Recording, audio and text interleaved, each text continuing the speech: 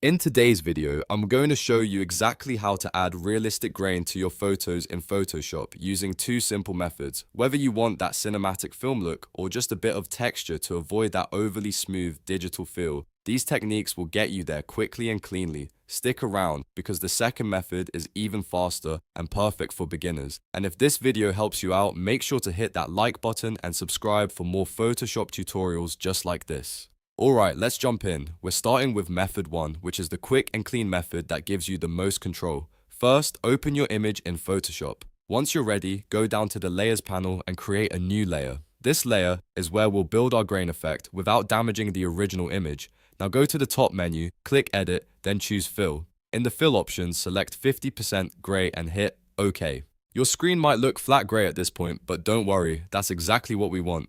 Next, go back to the Layers panel and change the blend mode of this grey layer to Overlay. As soon as you do that, the grey disappears and your image looks normal again. This is because Overlay hides the grey but allows us to apply texture to it. Now for the grain itself. Go up to Filter, then Noise, and click Add Noise. In this window, set your amount somewhere between 2% and 5%, depending on how subtle or strong you want the grain. Make sure distribution is set to Gaussian, and most importantly, check the box for monochromatic. This keeps the grain clean and avoids weird color noise. Click OK, and just like that, you've added realistic, professional-looking grain to your image. If it feels too strong, you can always lower the opacity of the grain layer to fine-tune the effect.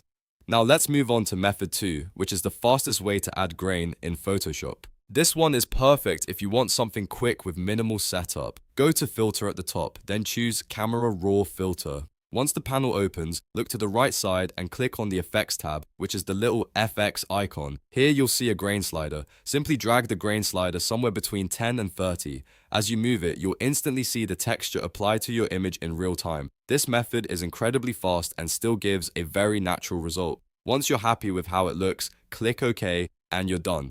No extra layers, no complicated setup. So to quickly recap, if you want more control and a cleaner workflow, go with the 50% grey layer method. If you want speed and simplicity, use the Camera Raw grain slider. Both methods give you great results depending on your workflow. And that's it. You now know 2 easy ways to add grain to photos in Photoshop. If this video helped you, make sure to hit that like button and subscribe to the channel for more easy guides like this. Thanks for watching, and I'll see you in the next one.